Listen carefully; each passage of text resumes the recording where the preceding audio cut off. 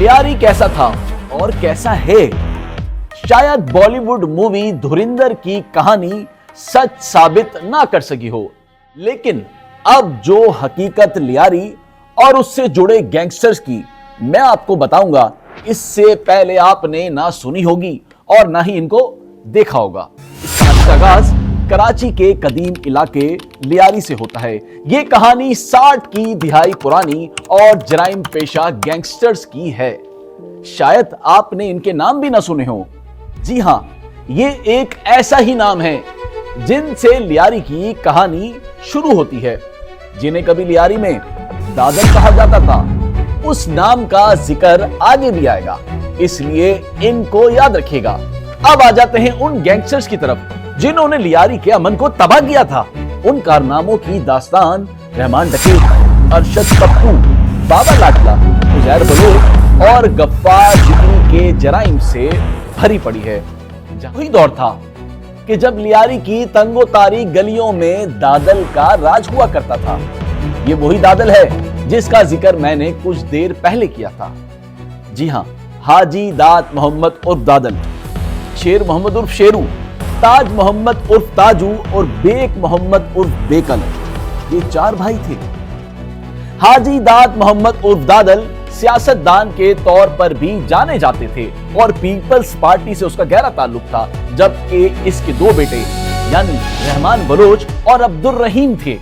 दूसरा भाई शेर मोहम्मद उर्फ शेरू इंतहाई खतरनाक था, जिसके बेटे फतेह बलोच को डालमिया शांति नगर के सुलेमान बिरोई के बेटे गफूर बिरोई ने प्लॉट के तनाजे पर कत्ल किया था, जिसके 40 रोज बाद रहमान बलोच ने जेल रोड के करीब सलमान बिरोई और गफूर का कत्ल कर दिया था।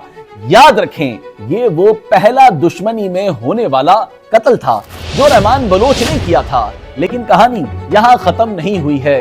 तीसरा भाई बेक मोहम्मद उर्फ बेकल का बेटा अब्दुल जलील डिफेंस मुकाबले में मारा गया था, जबकि चौथा भाई ताज मोहम्मद उर्फ ताजू के 5 बेटे थे और वो खुद काउंसलर भी रह चुके थे। और ये चारों भाई हाजी मुराद के बेटे थे, जिनका ली मार्केट पर बर्फ का कारोबार था।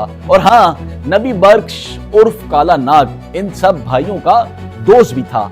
दादल के भाई ताज मोहम्मद उर्फ ताजू को इलाकाई कब्जे की जंग में बाबू डकैत ने कत्ल कर दिया था और फिर रहमान ने इसका बदला लेने की कोशिश की, लेकिन वो बाल बाल बच गया और चच्चा के कत्ल यानी इंतकाम रहमान के भाई रहीम ने पूरा किया था और जुम्मन शाह पर बाबू डकैत का रहीम ने कत्ल कर दिया था।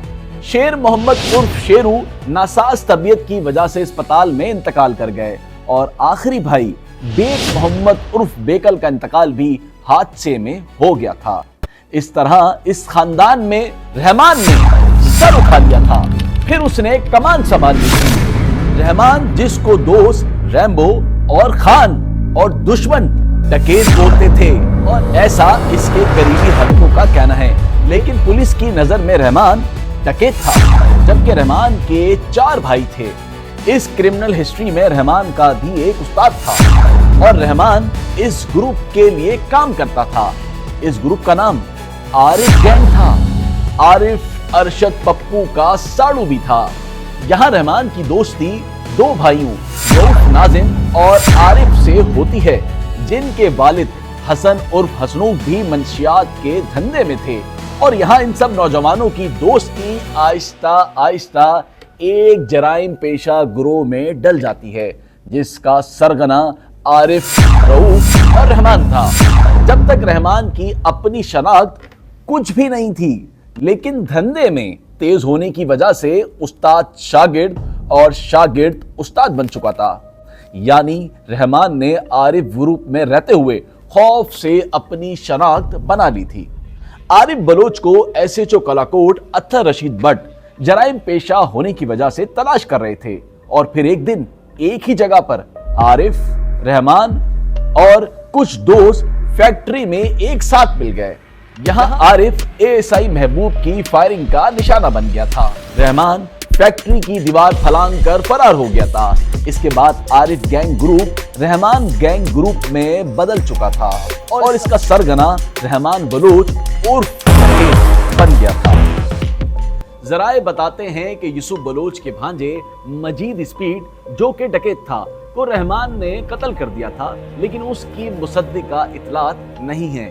کہتے ہیں کہ اس کو لیاری کی عوام نے تشدد کر کے قتل کر دیا تھا۔ اب ان دنوں شہر کے حالات اداروں اور سیاست دانوں کے ہاتھ سے نکل رہے تھے۔ حالات کو قابو کرنے کے لیے قانون نافذ کرنے والے ادارے اور پیپلز پارٹی نے کریک ڈاؤن کا فیصلہ کر لیا تھا۔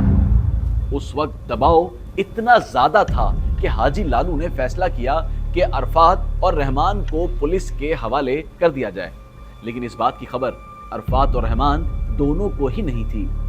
رحمان اور عرفات جہان آباد میں تھے۔ میوہ شاہ قبرستان میں پولیس نے ان دونوں کو گرفتار کر لیا تھا۔ اس وقت دونوں کو جیل بھیج دیا گیا تھا۔ حاجی لالو نے اپنے بیٹے عرفات کو جیل سے ضمانت پر نکلوا دیا تھا، لیکن رحمان کو حاجی لالو نے نہیں نکلوایا۔ رحمان کو جیل سے سٹی کورٹ لایا گیا تھا اور اکثر رحمان سٹی کورٹ سے اپنے قریبی گھر چلا جاتا تھا، چونکہ اس کے اوپر تعینات جو اہلکار تھے ان کو بھاری معاوضہ دیا جاتا تھا، اور ایک دن ان اہلکاروں نے رحمان کو اس کے گھر ہی چھوڑ دیا اور وہ وہاں سے واپس چلے گئے۔ رحمان وہاں سے فرار ہو کر بلوچستان چلا گیا۔ پولیس نے کہانی بنائی کہ رحمان کورٹ سے باہر نکلتے ہوئے فرار ہو گیا۔ پاکستان کے سب سے بڑے گینگسٹر کے لیے سب سے بڑا صدمہ یہ تھا کہ اسے معلوم ہوا اس کی والدہ کا میل جول اور تعلقات مخالف گروپ کے ساتھ ہیں، جس کی بنا پر رحمان نے اپنی والدہ کو فائرنگ کر کے قتل کیا اور لاش کو رکشے میں رکھ کر سالار کمپاؤنڈ میں پھینک کر فرار ہو گیا تھا۔ لیکن رحمان نے تفتیشی اداروں کو مخبری کے شعبے میں والدہ کو قتل کرنے کا اعتراف کیا تھا۔ یہاں پر عزیر بلوچ کے والد ماما فیضو کو لے کر ایک نئی جنگ چھڑ جاتی ہے۔ جی ہاں، جب رحمان حاجی لالو کے ساتھ تھا تب یہ ٹھٹا اور بلوچستان جانے والی پبلک ٹرانسپورٹ کے ایک بس اڈے سے بھتہ اکٹھا کرتے تھے۔ پھر اس بس اڈے سے بھتے کی رقم پر لڑائی قتل و غارت گری میں بدل گئی۔ وہ کیسے ہوا؟ یوں کہ حاجی لالو کے بیٹے ارشد پپو کا ایک کارندہ مہران بس اڈے کی یونین کا صدر تھا اور رحمان یہ چاہتا تھا کہ اس بس اڈے سے بھتے کی رقم اس کو پہنچے، اس لیے اس نے مہران کو راستے سے ہٹا دیا۔ لیکن یہاں ارشد پپو ناراض ہو گیا، بلکہ یہ کہا جائے تو ٹھیک ہوگا کہ وہ رحمان کا دشمن بن گیا، اور یہاں سے لالو اور رحمان گروپ ایک دوسرے کے خونی دشمن ہو گئے تھے۔ اس لڑائی میں ایک جانب لالو اور اس کے بیٹے ارشد پپو یاسر عرفات تھے، تو دوسری جانب رحمان بلوچ، بابا لاڈلا، زاہد شریف اور فیصل پٹھان تھے۔ ٹرانسپورٹر فیض محمد جو کہ عزیر بلوچ کا والد تھا اور بہت بڑا ٹرانسپورٹر تھا، اس کی سب سے زیادہ بسیں چلتی تھی۔ ایک دن ارشد پپو عزیر کے والد کو اغوا کر کے لے جاتا ہے اور رہائی کے عوض تاوان کی رقم بھی مانگتا ہے، لیکن بعد میں عزیر بلوچ کے والد کو قتل کر دیا جاتا ہے۔ ماما فیضو کی ہلاکت کو لے کر ارشد پپو پر دباؤ ہوتا ہے اور اپنی گرفتاری سے بچنے کے لیے اپنے ساتھی رستم کو گرفتار کروا دیتا ہے۔ اس طرح ماما فیضو کی لاش ماڑی پور سے ملی تھی۔ عزیر کے والد کی ہلاکت کے بعد ارشد پپو اور رحمان میں اختلافات شدت اختیار کر جاتے ہیں۔ اس کا فائدہ اٹھاتے ہوئے پولیس کا ارشد پپو کی بیوی سے خفیہ رابطہ ہوتا ہے کہ اگر ارشد پپو کی گرفتاری نہیں کروائی تو رحمان پپو کو مار دے گا۔ اس طرح اس وقت کے پولیس آفیسر فیاض ارشد پپو کو اس کی بیوی کے ذریعے پکڑ لیتے ہیں۔ ان گینگسٹرز کی کہانی سن کر یقیناً آپ کی دلچسپی آگے اور بڑھ جائے گی، اس لیے اس سچی کہانی کو آخر تک سنیے۔ اس کہانی میں ایک نیا موڑ آتا ہے جب دو ہاتھیوں کے درمیان دھندے کو لے کر جھگڑا ہو جاتا ہے۔ اب یہ بات قصے کی دہائی کی آخر کی ہے، جب رحمان ڈکیت اور حاجی لالو کے درمیان عزیر کے والد کی ہلاکت کو لے کر اختلافات ہو گئے تھے، اور اسی اختلافات سے ان دونوں کے درمیان دوریاں اختیار ہو گئی تھی۔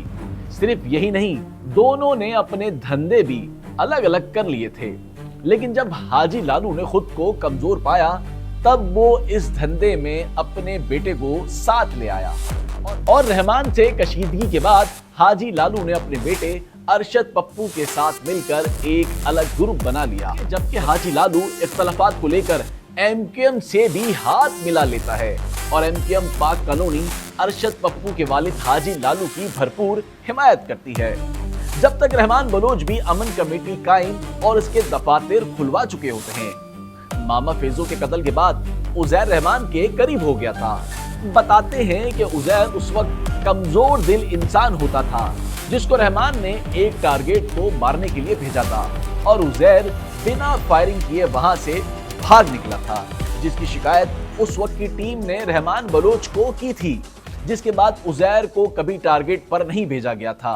अब एंट्री होती है उस वक्त के पुलिस ऑफिसर चौधरी असलम की, जिसके ताल्लुकात उस वक्त रऊफ सिद्दीकी से बहुत करीब थे और कहते हैं कि रऊफ सिद्दीकी पुराने मुकदमात से नाम निकलवाने की वजह से चौधरी असलम के करीब थे।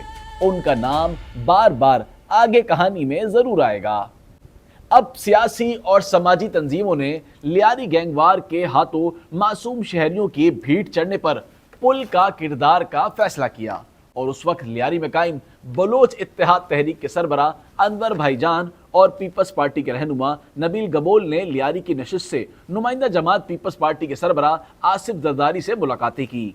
ये मुलाकातें तब हुई जब जेल में कैद आसिफ जरदारी बीमार हुए और इलाज के लिए क्लिफ्टन में वाक़े अपने करीबी दोस्त डॉक्टर आसिम के अस्पताल में दाखिल हुए। जेल और अस्पताल की इन मुलाकातों में आसिफ जरदारी ने लियारी में कत्लो गारत पर तशवीश जाहिर करते हुए कहा था, ये महाजराई लियारी में पीपल्स पार्टी के सियासी मफादात के लिए भी नुकसानदेह है।